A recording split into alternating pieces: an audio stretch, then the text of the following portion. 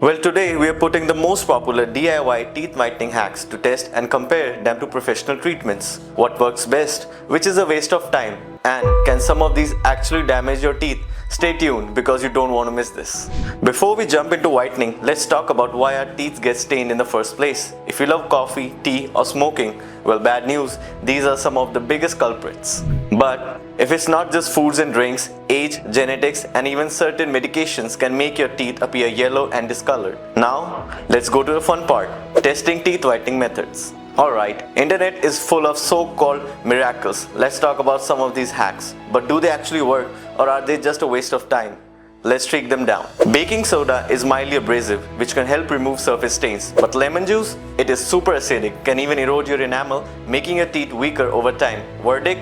Not worth the risk. This ancient technique claims to pull toxin and stains out of your teeth. While there is no solid evidence or scientific proof, some people say it helps maintain your oral hygiene and minor whitening. Well, it won't give you a Hollywood smile overnight, but it's a safer option. Activated charcoals absorb stains. It is highly abrasive over time and it can wear down your enamel, making your teeth more yellow. So, use it sparingly if at all. This is an actual ingredient in many tooth whitening pastes, but be careful. Too much of this can cause gum irritation and sensitivity. Stick to diluted formulations. Okay, so DIY methods have some benefits, but how do they compare to professional teeth whitening treatments? Whitening toothpaste can help remove surface stains, but it won't change the actual color of your teeth. It is best used for maintenance rather than dramatic results. Whitening strips use peroxide to lift stains and can brighten your smile in a week or two.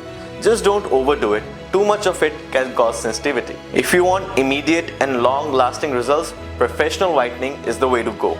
It is pricier, but the results can last for years with proper care. So, what's the best option here? Here's the breakdown. DIY whitening, it's cheaper, but the results take longer and some methods are very risky.